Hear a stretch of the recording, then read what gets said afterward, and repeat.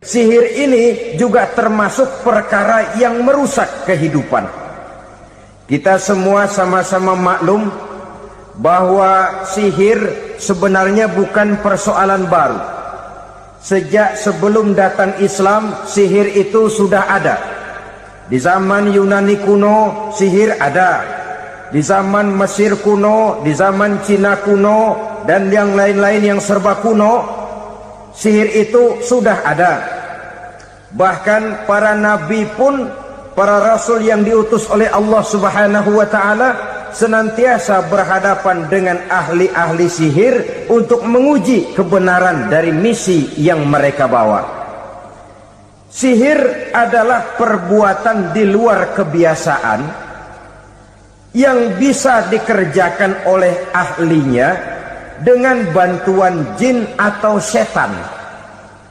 Hukum mempelajari sihir adalah haram, mengamalkannya lebih haram lagi. Sebab itu saudara-saudara, sihir merupakan perbuatan merusak yang harus kita jauhi. Ciri-ciri daripada perbuatan sihir, pertama, ia mengandung tipuan, bayangan khayal. Di zaman Nabi Musa misalnya, orang melihat tambang-tambang itu seperti ular.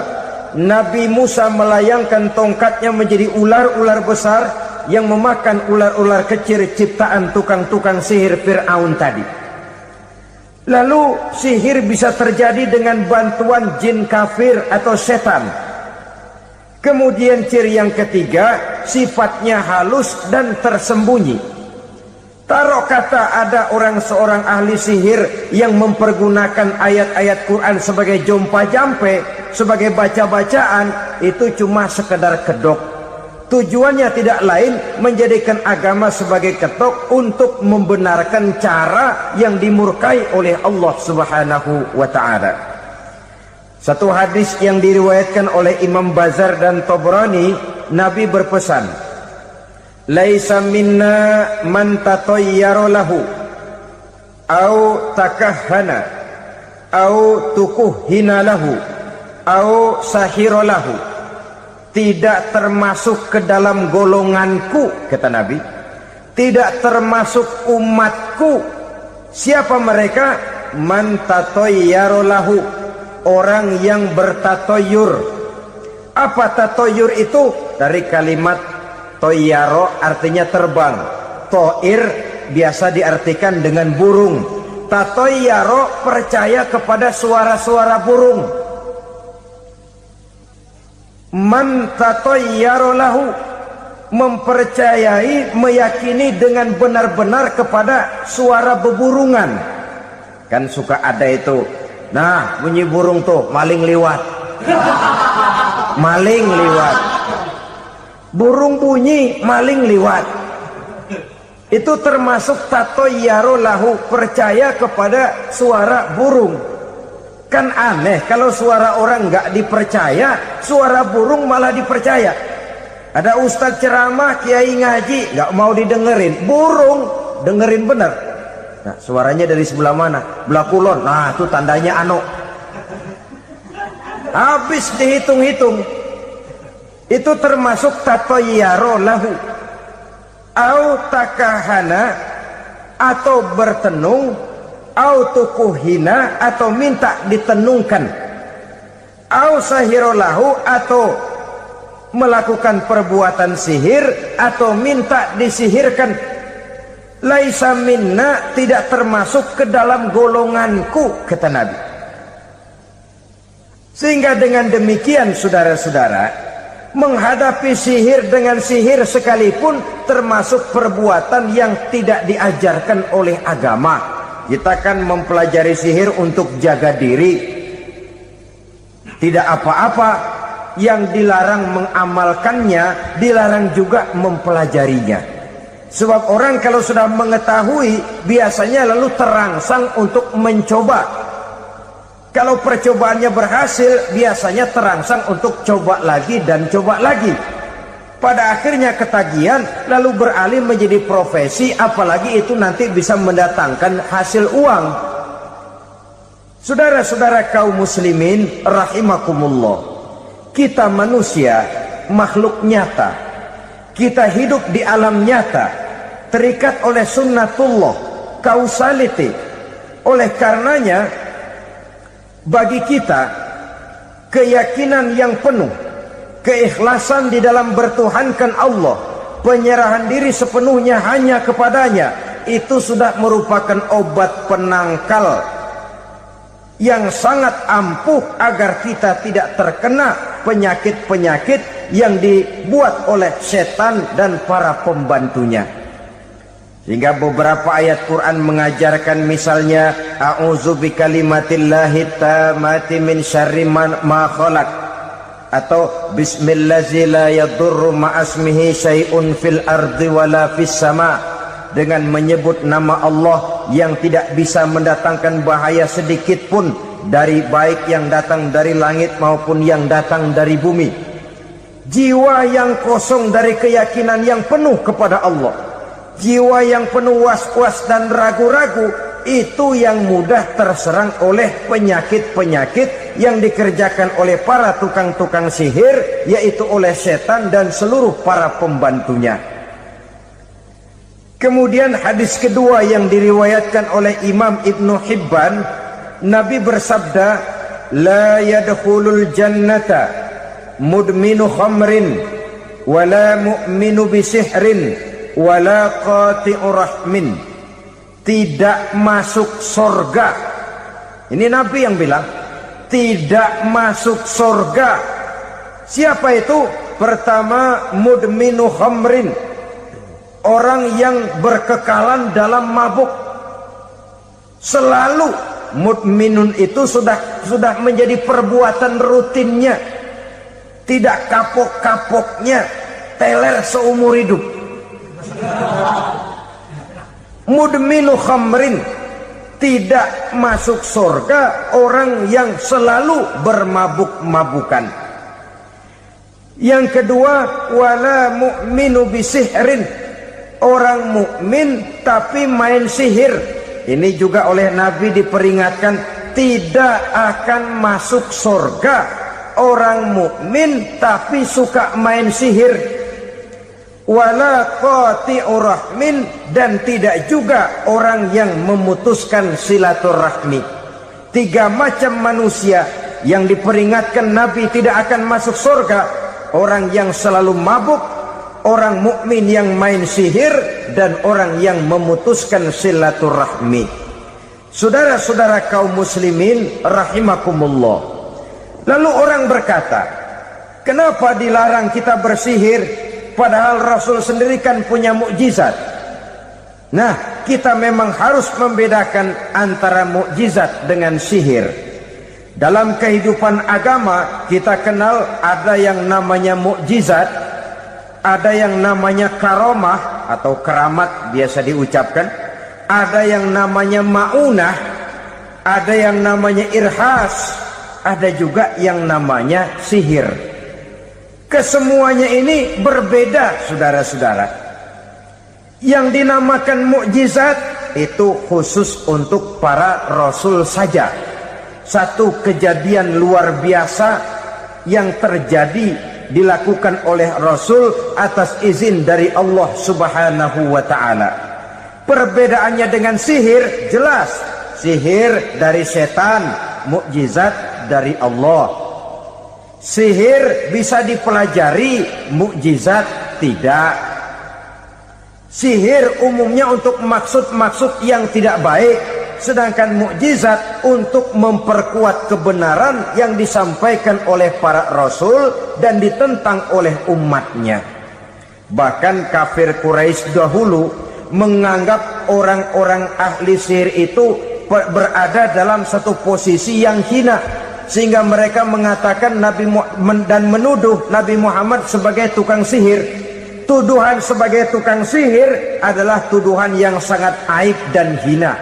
Di tengah masyarakat kufar jahiliyah, kedudukan tukang sihir dipandang sebagai kedudukan yang hina, sehingga mereka mengejek Nabi dengan sebutan tukang sihir. Jadi mukjizat hanya untuk Rasul saja. Kemudian karomah. Karomah ini asal kata dari karoma, kehormatan, kemuliaan yang diberikan Allah kepada hamba-hambanya yang rajin mendekatkan diri kepadanya. Oleh karena ketekunannya melaksanakan ibadah, Allah memberikan keistimewaan kepada orang itu yang dengan keistimewaannya dia bisa mengerjakan yang tidak bisa dikerjakan oleh orang lain. Karomah hanya bisa dicapai dengan prestasi ibadah. Kalau sihir mau ibadah apa enggak, asal dia belajar, bersatu dan berteman dengan setan, memenuhi persyaratan-persyaratan setan, biasanya lalu bisa. Sedangkan karomah tidak mungkin terwujud tanpa orang mendekatkan diri sedekat-dekatnya kepada Allah Subhanahu wa ta'ala. Maka kita lihat biasanya orang-orang yang punya ilmu sihir, mukanya rata-rata nggak enak dilihat. Kumuh, jauh dari air wudhu, jauh dari sujud kepada Allah, malah berteman dengan setan, menjadi pelayan-pelayannya setan. Saudara-saudara, adapun maunah, keistimewaan yang diberikan Allah kepada hamba-hambanya yang belum sampai kepada tingkat wali, tapi orang itu lebih banyak kebaikannya daripada kesalahannya. Umpamanya saudara jalan bertiga di pinggir jalan, saudara ada pada posisi di tengah, lalu bertiga ini ketabrak mobil. Menurut perhitungan saudara mati lebih dahulu, tapi terjadi hal yang aneh, dua teman saudara mati, saudara malah cuma luka dan lecet sedikit saja. Apa itu? Kalau kita lebih banyak kebaikannya daripada kesalahannya, itu yang dinamakan maunah, pertolongan yang diberikan Allah kepada hamba-hambanya yang lebih banyak kebaikannya daripada kesalahannya. Sedangkan yang dinamakan irhas, kejadian luar biasa pada diri seseorang pada waktu dia masih kecil, yang menunjukkan tanda-tanda keistimewaannya. Itu umumnya pada para nabi pada usia kecilnya sudah ada irhas, tanda-tanda istimewa. Jelas baik mukjizat, karomah, maunah maupun irhas berbeda dengan sihir. Sihir ini jelas saja merupakan bantuan dan persekutuan antara manusia dengan setan. Padahal setan, kata Allah dalam Al-Quran, innahu lakum aduwwum mubin, sesungguhnya setan bagi kamu adalah musuh yang sangat jelas. Saudara-saudara kaum muslimin rahimakumullah, di zaman sekarang dalam menghadapi beban kehidupan yang makin pelik, menghadapi stres yang tidak kunjung selesai, menghadapi persoalan-persoalan yang teramat berat, orang sering mencari jalan keluar kepada hal-hal yang menurut pendapatnya bisa meringankan beban moralnya itu. Pergilah dia mencari sesuatu yang dapat meringankan bebannya. Dan tidak jarang yang jatuh ke pangkuan tukang-tukang tenung, ke pangkuan tukang-tukang sihir, yang mereka itu oleh Quran dijelaskan kazabal munajjimun walau sodaku. Tukang-tukang tenung, tukang-tukang sihir, mereka itu bohong walaupun benar. Maksudnya bohong walaupun benar, artinya kalau yang mereka kerjakan benar, itu sih kebenaran. Benar dengan kebenaran itu lain. Kebenaran, kebetulan bisa, tapi tidak untuk selalu.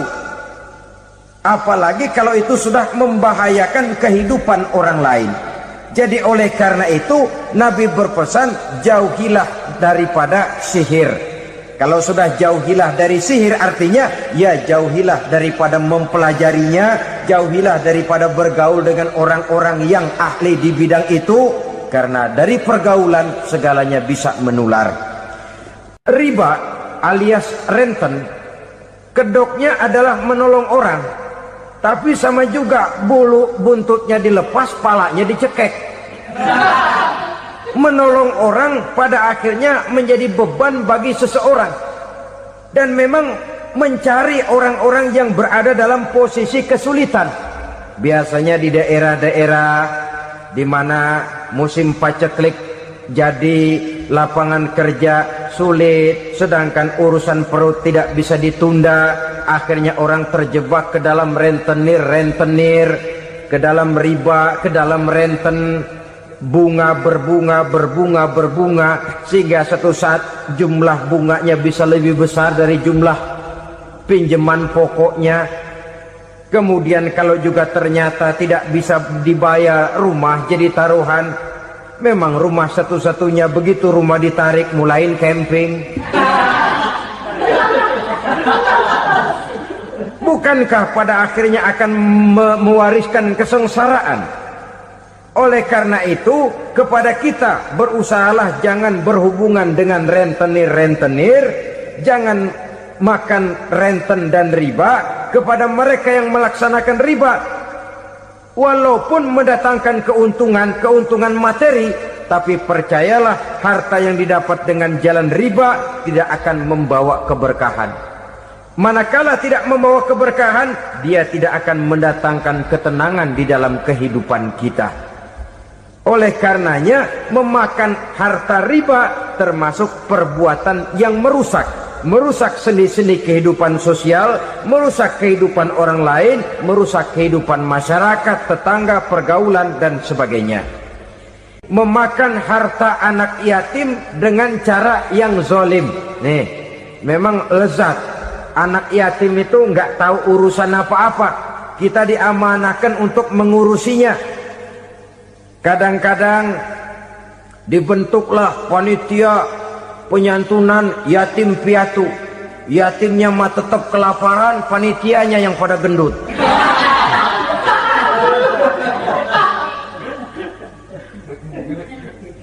Padahal memakan harta anak yatim termasuk perbuatan dosa besar, dan menjantuni yatim merupakan perbuatan mulia.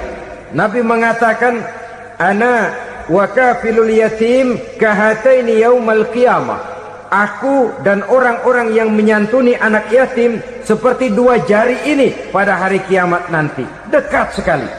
Jikalau ingin di hari akhir nanti dekat dengan Rasul, bersahabatlah dengan anak-anak yatim. Jadilah pengurus anak-anak yatim. Bangunlah panti-panti asuhan yatim.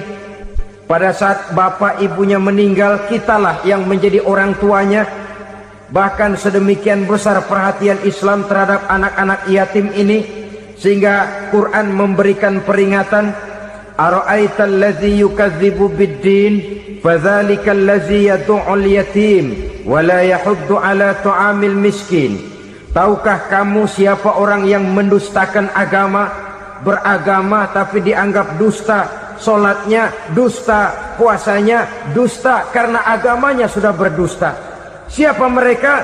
Fadzalikal ladzi yad'ul yatim, orang yang menyanyiakan anak yatim, wala yahuddu ala ta'amil miskin, dan tidak pernah memberi makan kepada orang-orang yang menderita kemiskinan.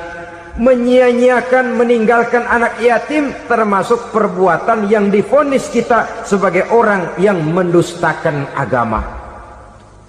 Saudara-saudara kaum muslimin rahimakumullah, maka sangat dicela mengeksploitir anak-anak yatim, menjadikan mereka sebagai kedok untuk mencari kekayaan pribadi. Tetapi jikalau ikhlas, ganjarannya sangat besar, nilai pahalanya sangat besar. Menyantuni yatim tidak hanya setahun sekali. Kalau Muharram pakai istilah lebaran yatim, dibentuklah panitia, diberilah beras, uang 45.000 rupiah, alhamdulillah. Tapi jangan lupa, si yatim tidak hidup cuma satu hari. Dia tidak hidup cuma di bulan Muharram saja. Dia hidup 12 bulan dalam setahun. Sebagaimana anak-anak yang lain, dia juga berhak punya masa depan. Dia juga berhak menikmati bangku sekolah. Dia berhak mengenyam arti dan makna pendidikan. Dia berhak membekali diri dengan ilmu dan pengetahuan, seperti halnya anak-anak yang lain. Maka kita yang diberikan keluasan oleh Allah, ingatlah itu. bersahabatlah dengan anak-anak yatim, santuni mereka. Perkara setahun sekali di bulan Muharram, alhamdulillah, itu bagus bin Thayyib alias baik. Tapi tentu dan tentu sekali lagi, si yatim tidak hanya hidup di bulan Muharram. Dia hidup 12 bulan dalam setahun, 24 jam dan di dalam sehari. Oleh karenanya, menyia-nyiakan mereka pada saat posisi kita memang mampu akan memojokkan kita dalam satu posisi di mana kita dianggap sebagai orang yang mendustakan agama, memakan harta anak yatim dengan cara yang zolim. Bapaknya udah meninggal, kebunnya lebar, anaknya dikelecehin. Nah, dah kamu nggak usah pusing, nanti saya yang ngurus. Akhirnya bukan ngurus, nguras. Si yatim mungkin tidak tahu bahwa dia disia-siakan, haknya diambil, miliknya dizolimi. Tapi Allah yang akan membalasnya dengan seadil-adilnya. Maka makan harta anak yatim biasanya balasannya tokcer bin paten. Nggak banyak selang tempo itu, nggak percaya cobain dah. Nyobain aja kan nggak bayar, umpama memakan harta anak yatim dengan cara yang zolim, ganjarannya biasanya kontan. Kenapa? Ratapan si miskin, untayan air matanya, jeritan kepedihan hatinya, membuka pintu langit, permohonannya diijabah, getaran hatinya didengarkan oleh Allah. Maka balasannya biasanya kontan, spontan, tidak menunggu waktu terlalu lama. Itu di dunia, belum lagi di akhirat nanti. Bukankah dalam riwayat Mi'raj diceritakan Nabi melihat di neraka itu orang perutnya sebesar rumah? La haula wala quwata. Itu perut kayak rumah, bagaimana jalannya tuh orang? Dan memang gak jalan, diseret-seret oleh malaikat di neraka itu. Hancur perutnya, amburadul itu perut. Berantakan isinya, dibulatkan lagi, diseret lagi, hancur lagi, dibulatkan lagi. Sampai Nabi tanya, orang itu begitu berat siksanya kenapa ya Jibril? Itu Muhammad, waktu di dunia dulu rakus banget makan harta anak yatim. Begitu vonisnya, begitu menyedihkan nasibnya di akhirat. Tapi di dunia pun ketidakberkahan itu sudah membayangi kehidupannya. Oleh karena itu, kepada saudara-saudara yang mendapat titipan anak yatim, berbahagialah, karena semulia-mulia rumah adalah rumah yang di dalamnya ada anak yatim yang disantuni. Sehina-hina rumah adalah rumah di mana di dalamnya ada anak yatim yang disia-siakan. Begitu kata Nabi kita. Rumah yang paling mulia dalam pandangan Allah, rumah yang di dalamnya ada anak yatim yang disantuni. Rumah yang paling hina dalam pandangan Allah, rumah yang di dalamnya ada anak yatim yang nasibnya disia-siakan. Berbahagialah saudara apabila menjadi penyantun anak-anak yatim, pelindung mereka, sehingga mereka mempunyai masa depan sebagaimana anak-anak lainnya. Rasulullah sendiri sedemikian peka terhadap keadaan anak-anak yatim karena beliau sendiri memang mengalami. Umur 6 bulan dalam kandungan ibu, beliau sudah ditinggalkan oleh ayahnya. Pada saat berusia 6 tahun, ibu sudah meninggal. Yatim piatu dalam usia di mana beliau sedang perlu belas kasih seorang ibu dan pengertian seorang bapak. Kepekaan itu lalu timbul, bahkan kemudian sampai kepada beliau berkata, aku dan orang yang menyantuni anak yatim seperti jari tengah dan jari telunjuk di hari akhirat nanti. Sedemikian dekatnya. Orang-orang tua bijaksana yang diceritakan di dalam Al-Quran, kalau sudah berpikir tentang anak-anaknya, pertanyaan yang paling mereka risaukan ialah, ma ta'buduna min ba'di? Anakku, kalau pada satu saat aku, ayahmu sudah tidak ada lagi di dunia ini, meninggalkan kamu semua, ma ta'buduna min ba'di? Apa yang akan kamu sembah nak? Jikalau sekarang ayahmu masih mau ke masjid, masih mau melakukan rukuk dan sujud, masih beribadah menyembah Allah Subhanahu wa ta'ala, kalau orang tuamu sudah tidak ada, ma ta'buduna min ba'di, masihkah engkau mau datang ke masjid? Masihkah engkau mau rukuk dan sujud? Masihkah engkau mau menyembah Allah Subhanahu wa ta'ala? Pertanyaan ini yang dipikirkan oleh Nabi Yakub kepada putra-putranya. Pertanyaan ini yang diteruskan oleh Nabi Ibrahim kepada anak-anaknya. Pertanyaan ini yang diwariskan oleh generasi ulama salafus saleh kepada para generasi berikutnya. Bagaimana kita generasi sekarang? Kita orang-orang tua sekarang bukan berfikir ma ta'buduna min ba'di, malah yang kita pikirkan ma ta'kuluna min ba'di. Kalau bapak tidak ada nanti kamu makan apa nak? Perkara kamu nyembah apa urusan nomor 18. Yang penting kamu nanti hidup bisa makan nak. Maka kita sibuk mewariskan harta kepada anak-anak kita. Kita sibuk mewariskan kebun dan tanah kepada anak-anak kita. Kita sibuk mewariskan pabrik kepada anak-anak kita, sementara kita lupa mewariskan intan yang paling mahal, mewariskan mutiara yang paling berharga, yaitu nilai iman kepada Allah Subhanahu wa ta'ala. Alangkah baiknya apabila warisan harta, warisan tanah dan kebun, warisan rumah dan pabrik didasari lebih dahulu dengan mewariskan nilai iman kepada Allah Subhanahu wa ta'ala.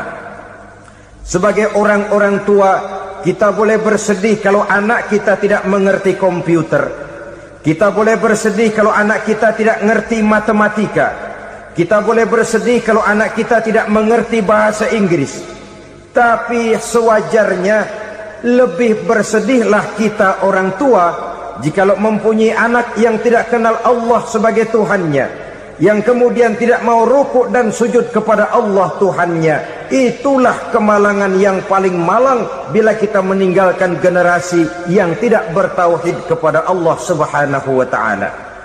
Betapapun anak kita tidak ngerti komputer, saudara, paling-paling kerugiannya cuma kerugian dunia. Masuk dia ke alam barzakh, munkar nakir tidak akan sempat tanya kau belajar komputer apa tidak. Kumpul dia di padang mahsyar, malaikat juga tidak akan tanya matematikamu nilainya berapa. Yang ditanya kau kenal Allah, kau rukuk dan sujud kepadanya, kau pernah datang ke masjid. Oleh karena itu sekali lagi, menjaga nilai iman tidak hanya untuk kita, tetapi juga mewariskannya kepada anak-anak kita generasi yang akan datang. Sungguh kemalangan yang paling besar apabila kita meninggalkan anak-anak kita. Mereka kita tinggalkan lemah ekonominya, itu tidak baik. Mereka kita tinggalkan lemah otaknya, itu pun akan membuat mereka tertinggal oleh yang lain. Tapi yang paling celaka, jikalau kita tinggalkan mereka dalam kondisi lemah imannya, rapuh akidahnya, tidak baik dan tidak betul keyakinan hidupnya. Oleh karena itu Nabi berpesan, jauhilah 7 perkara yang merusak. Yang pertama, syirik kepada Allah Subhanahu wa ta'ala. Menyekutukan Allah baik dalam ucapan, dalam keyakinan, ataupun dalam perbuatan. Ini perkara pertama yang termasuk 7 perusak besar di dalam kehidupan.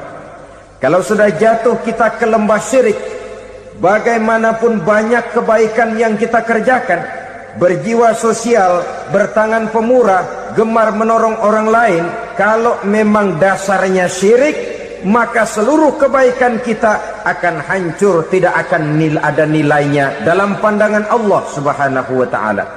Dalam pandangan manusia mungkin kita dicatat sebagai orang sosial, gemar menolong orang lain, tidak berpangku tangan melihat orang yang mendapat kesulitan. Tapi oleh karena dasarnya syirik, dasarnya tidak mentauhidkan Allah, maka seluruh nilai kebaikan yang kita kerjakan tidak akan ada nilainya dalam pandangan Allah Subhanahu wa ta'ala.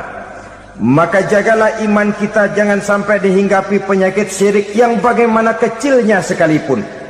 Sekali lagi, baik syirik dalam bentuk ucapan, syirik dalam bentuk keyakinan sampai kepada syirik dalam bentuk perbuatan, kita berhindar kepada sifat-sifat yang sedemikian itu. Karena apa? Dalam satu ayat Quran Allah Subhanahu wa taala menjelaskan, innallaha la yaghfiru ayyushraka bih wa yaghfiru ma duna dzalika liman yasha. Allah tidak akan memberi ampun kepada orang-orang yang menyekutukannya, tapi Allah masih mau memberikan ampun kepada dosa-dosa yang selain itu bagi orang-orang yang dikehendakinya. Dosa selain syirik, apabila kita bertaubat, Allah masih mau mengampuni. Tapi kalau sudah jatuh ke tempat syirik, itu sudah dosa yang tidak berampun. Taubatnya tidak lain melepas syirik, kembali kepada tauhid, berkeyakinan bahwa hanya ada Allah Subhanahu wa ta'ala, Tuhan satu-satunya yang lam yalid walam yulad walam yakul lahu kufuwan ahad. Tidak beranak, tidak pula diperanakkan, dan tidak satupun yang dapat menyerupai Tuhan Allah Subhanahu wa ta'ala. Saudara-saudara kaum muslimin rahimakumullah, bahwa kita di zaman sekarang memang tidak menyembah berhala, ya. Bahwa kita tidak berterang-terangan mengatakan Tuhan lebih dari satu, memang. Bahwa kita tidak berkeyakinan Tuhan itu punya anak atau diperanakkan, tentu. Tapi dalam perbuatan dan i'tiqad, kita kadang-kadang jatuh tanpa kita sadari ke tempat yang bernama syirik ini. Oleh karenanya, di zaman di mana teknologi makin canggih, di mana kemajuan pembangunan makin menjangkau berbagai aspek kehidupan, diperlukan keseimbangan antara kemajuan fisik material dengan kemajuan mental spiritual. Apabila tidak ada keseimbangan, yang terwujud tentulah kepincangan, yang diawali dengan pincangnya cara kita berpikir, sehingga pada akhirnya akan mengarah kepada pincangnya cara kita berbuat dan bertindak di dalam kehidupan kita. Oleh karena itu Nabi berpesan, jauhilah sifat syirik, karena syirik merupakan dosa yang teramat besar. Ini sifat merusak yang pertama. Yang kedua, kata Nabi, wasihra, jauhilah sihir. Sihir ini juga termasuk perkara yang merusak kehidupan.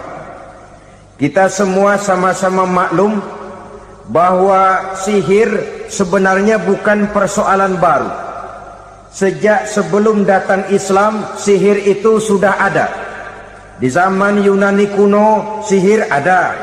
Di zaman Mesir kuno, di zaman Cina kuno, dan yang lain-lain yang serba kuno, sihir itu sudah ada. Bahkan para nabi pun, para rasul yang diutus oleh Allah Subhanahu wa ta'ala, senantiasa berhadapan dengan ahli-ahli sihir untuk menguji kebenaran dari misi yang mereka bawa. Sihir adalah perbuatan di luar kebiasaan yang bisa dikerjakan oleh ahlinya dengan bantuan jin atau setan. Hukum mempelajari sihir adalah haram, mengamalkannya lebih haram lagi. Sebab itu saudara-saudara, sihir merupakan perbuatan merusak yang harus kita jauhi. Ciri-ciri daripada perbuatan sihir, pertama, ia mengandung tipuan, bayangan khayal. Di zaman Nabi Musa misalnya, orang melihat tambang-tambang itu seperti ular. Nabi Musa melayangkan tongkatnya menjadi ular-ular besar yang memakan ular-ular kecil ciptaan tukang-tukang sihir Fir'aun tadi. Lalu sihir bisa terjadi dengan bantuan jin kafir atau setan. Kemudian ciri yang ketiga, sifatnya halus dan tersembunyi. Taruh kata ada seorang ahli sihir yang mempergunakan ayat-ayat Quran sebagai jompa-jampe, sebagai baca-bacaan, itu cuma sekedar kedok. Tujuannya tidak lain menjadikan agama sebagai ketok untuk membenarkan cara yang dimurkai oleh Allah Subhanahu wa ta'ala. Satu hadis yang diriwayatkan oleh Imam Bazar dan Tabrani, Nabi berpesan, "Laisa minna man tatayyara lahu au takahhana au tukuhhina lahu au sahira lahu." Tidak termasuk ke dalam golonganku, kata Nabi, tidak termasuk umatku. Siapa mereka? Man tatayyara lahu, orang yang bertatoyur. Apa tatoyur itu? Dari kalimat toyaro, artinya terbang. Toir biasa diartikan dengan burung. Tatoyaro percaya kepada suara-suara burung. Man tatayyara lahu, mempercayai, meyakini dengan benar-benar kepada suara beburungan. Kan suka ada itu, nah bunyi burung tuh, maling liwat. Maling liwat, burung bunyi, maling liwat. Itu termasuk tatayyara lahu, percaya kepada suara burung. Kan aneh kalau suara orang nggak dipercaya, suara burung malah dipercaya. Ada ustadz ceramah, kiai ngaji, nggak mau didengerin, burung dengerin bener. Nah, suaranya dari sebelah mana? Belah kulon. Nah, itu tandanya ano. Habis dihitung-hitung, itu termasuk tatayyara lahu. Au takahana, atau bertenung, au tukuhina, atau minta ditenungkan, au sahirolahu, atau melakukan perbuatan sihir, atau minta disihirkan. Laisa minna, tidak termasuk ke dalam golonganku, kata Nabi. Sehingga dengan demikian, saudara-saudara, menghadapi sihir dengan sihir sekalipun termasuk perbuatan yang tidak diajarkan oleh agama. Kita kan mempelajari sihir untuk jaga diri, tidak apa-apa. Yang dilarang mengamalkannya, dilarang juga mempelajarinya. Sebab orang kalau sudah mengetahui, biasanya lalu terangsang untuk mencoba. Kalau percobaannya berhasil, biasanya terangsang untuk coba lagi dan coba lagi. Pada akhirnya ketagihan, lalu beralih menjadi profesi, apalagi itu nanti bisa mendatangkan hasil uang. Saudara-saudara kaum muslimin rahimakumullah, kita manusia makhluk nyata, kita hidup di alam nyata, terikat oleh sunnatullah, causality.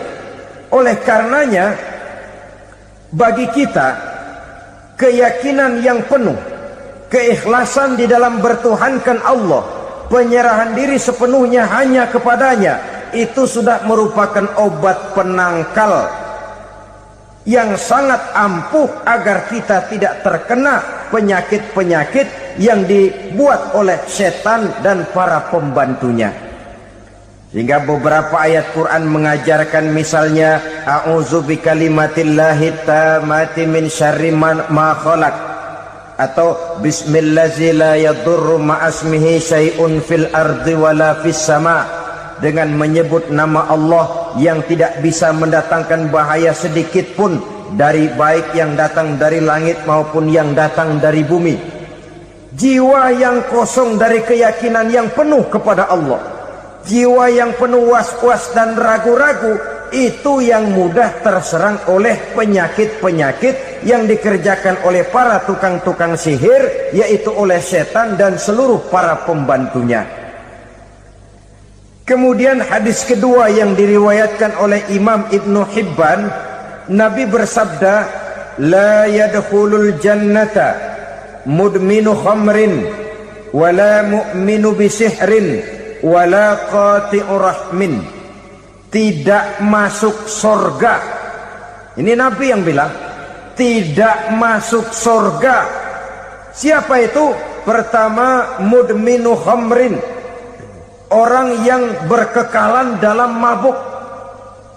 Selalu mudminun itu sudah menjadi perbuatan rutinnya, tidak kapok-kapoknya, teler seumur hidup. Mudminu khamrin, tidak masuk surga orang yang selalu bermabuk-mabukan. Yang kedua, wala mu'minu bisihrin, orang mukmin tapi main sihir. Ini juga oleh Nabi diperingatkan, tidak akan masuk surga orang mukmin tapi suka main sihir. Wala qati'ur rahmin, dan tidak juga orang yang memutuskan silaturahmi.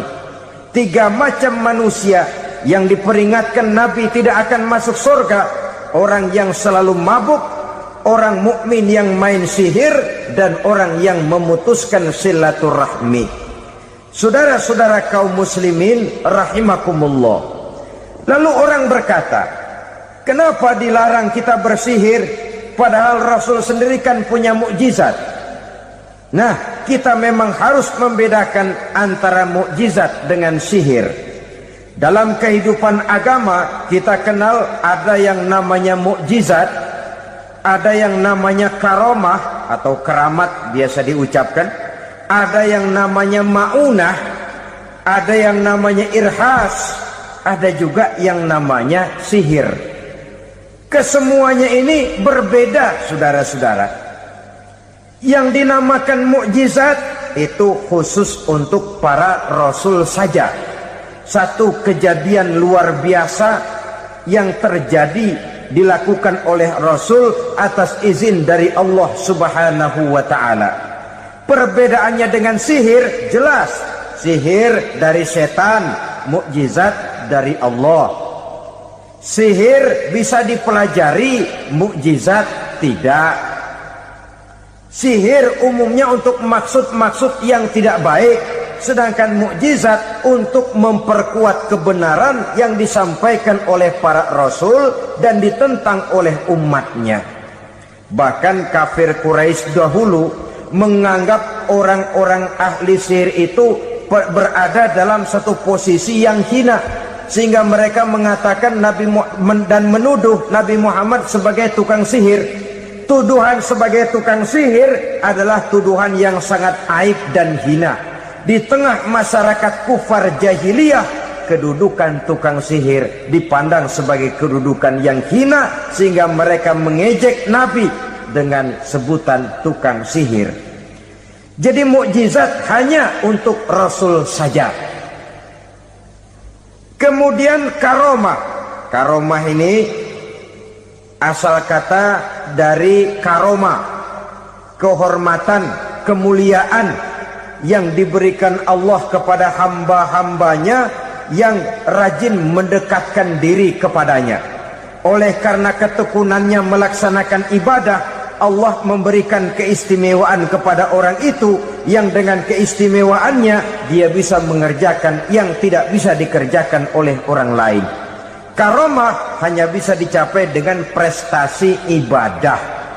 Kalau sihir, mau ibadah apa enggak, asal dia belajar, bersatu dan berteman dengan setan, memenuhi persyaratan-persyaratan setan, biasanya lalu bisa. Sedangkan karomah tidak mungkin terwujud tanpa orang mendekatkan diri sedekat-dekatnya kepada Allah Subhanahu wa ta'ala. Maka kita lihat biasanya orang-orang yang punya ilmu sihir, mukanya rata-rata nggak enak dilihat. Kumuh, jauh dari air wudhu, jauh dari sujud kepada Allah, malah berteman dengan setan, menjadi pelayan-pelayannya setan. Saudara-saudara, adapun maunah, keistimewaan yang diberikan Allah kepada hamba-hambanya yang belum sampai kepada tingkat wali, tapi orang itu lebih banyak kebaikannya daripada kesalahannya. Umpamanya, saudara jalan bertiga di pinggir jalan, saudara ada pada posisi di tengah, lalu bertiga ini ketabrak mobil. Menurut perhitungan saudara mati lebih dahulu, tapi terjadi hal yang aneh, dua teman saudara mati, saudara malah cuma luka dan lecet sedikit saja. Apa itu? kalau kita lebih banyak kebaikannya daripada kesalahannya, itu yang dinamakan ma'unah, pertolongan yang diberikan Allah kepada hamba-hambanya yang lebih banyak kebaikannya daripada kesalahannya. Sedangkan yang dinamakan irhas, kejadian luar biasa pada diri seseorang pada waktu dia masih kecil, yang menunjukkan tanda-tanda keistimewaannya. Itu umumnya pada para nabi pada usia kecilnya sudah ada irhas, tanda-tanda istimewa. Jelas baik mukjizat, karomah, maunah maupun irhas berbeda dengan sihir. Sihir ini jelas saja merupakan bantuan dan persekutuan antara manusia dengan setan. Padahal setan, kata Allah dalam Al-Quran, innahu lakum aduwwum mubin, sesungguhnya setan bagi kamu adalah musuh yang sangat jelas.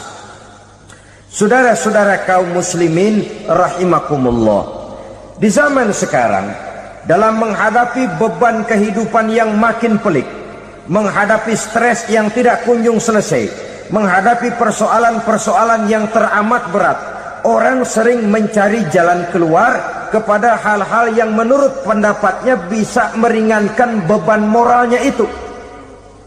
Pergilah dia mencari sesuatu yang dapat meringankan bebannya. Dan tidak jarang yang jatuh ke pangkuan tukang-tukang tenung, ke pangkuan tukang-tukang sihir, yang mereka itu oleh Quran dijelaskan kadzabal munajjimun walau sodaku. Tukang-tukang tenung, tukang-tukang sihir, mereka itu bohong walaupun benar. Maksudnya bohong walaupun benar, artinya kalau yang mereka kerjakan benar, itu sih kebenaran. Benar dengan kebenaran itu lain. Kebenaran, kebetulan bisa, tapi tidak untuk selalu. Apalagi kalau itu sudah membahayakan kehidupan orang lain. Jadi oleh karena itu Nabi berpesan, jauhilah daripada sihir. Kalau sudah jauhilah dari sihir, artinya ya jauhilah daripada mempelajarinya, jauhilah daripada bergaul dengan orang-orang yang ahli di bidang itu, karena dari pergaulan segalanya bisa menular. Baiklah saudara, ini yang kedua. Yang ketiga pesan Nabi, wa qatlan nafsil lati harramallahu illa bil haq, membunuh orang lain dengan cara yang tidak benar, membunuh orang yang diharamkan oleh Allah Subhanahu wa taala untuk melakukannya kecuali dengan alasan yang benar. Kita tahu Islam adalah agama damai, sesuai dengan namanya. Ia tidak dikembangkan dengan pedang dan kekerasan. Ia dikembangkan dengan keteladanan dan tuntunan moral. Oleh karena Islam bukan agama kekerasan, Islam pun tidak mementingkan dan mengajarkan kekerasan kecuali dengan alasan yang benar dan bisa dipertanggungjawabkan. Membunuh dengan sengaja, menghilangkan nyawa orang lain tanpa alasan yang bisa dibenarkan adalah merupakan dosa besar dan satu di antara 7 perkara yang bisa mendatangkan kerusakan dalam kehidupan dan yang hendaknya harus kita jauhi. Saudara-saudara kaum muslimin rahimakumullah, beberapa waktu yang lalu di sebuah kota kecil yang indah bernama New Auckland. Saudara tahu New Auckland? Itu dari Gunung Kidul masih ngidul lagi. Pernah diadakan satu seminar yang membicarakan bagaimana menyelamatkan masyarakat manusia dari bahaya Perang Dunia Ketiga. Diperkirakan kalau terjadi Perang Dunia Ketiga, manusia tidak akan tersisa. Sebab apa? Pada waktu itu cadangan nuklir yang dimiliki oleh bersama Amerika dan Rusia konon sudah sanggup memusnahkan 6 miliar manusia pada saat jumlah manusia baru 5 miliar. Jadi kelebihan nuklir dunia ini. Kalau terjadi Perang Dunia Ketiga, sulit manusia untuk tersisa. Maka dibahaslah di dalam seminar itu, wah, supaya tidak terjadi perang dunia ketiga, maka perlombaan membuat senjata-senjata canggih, alat-alat pembunuh modern harus segera dibatasi. Dibahas, tidak mungkin kita membatasi perlombaan membuat senjata. Kenapa? Makin maju ilmu dan teknologi, makin canggih senjata yang ditemukan. Atom sudah meningkat menjadi nuklir, nuklir sudah meningkat menjadi neutron, dan kita tahu bom yang bernama neutron ini bom yang cukup membunuh tanpa perlu merusak. Artinya kalau dia diledakkan di kota kita ini, bangunan utuh, jembatan tidak ambruk, rumah-rumah tetap berdiri, tapi semua yang bernama hidup mati. Itu katanya lebih sopan dari bom atom. Sebab kalau si atom ini sudah membunuh, merusak pula. Neutron cukup membunuh saja tanpa perlu merusak. Jadi majunya senjata-senjata teknologi sebagai akibat yang logis dari kemajuan ilmu pengetahuan ini tidak bisa kita batasi. Dan memang sebenarnya yang bahaya bukan senjatanya, tapi manusia yang mengendalikan senjata itu. Mereka kembali kepada prinsip the man behind the gun. Bukan senjatanya yang bahaya, tapi manusia yang mengendalikan senjata itu yang bahaya. Walaupun senjatanya modern, katakanlah model M16 umpamanya, kalau yang mengendalikannya orang beriman, insya Allah aman. Tapi biar megang cuma senapan angin, kalau yang megang orang brutal, ngeri kita deket-deket. Apalagi kalau memang bukan ahlinya menggunakan senjata, bisa ngeker kaki kena jidat.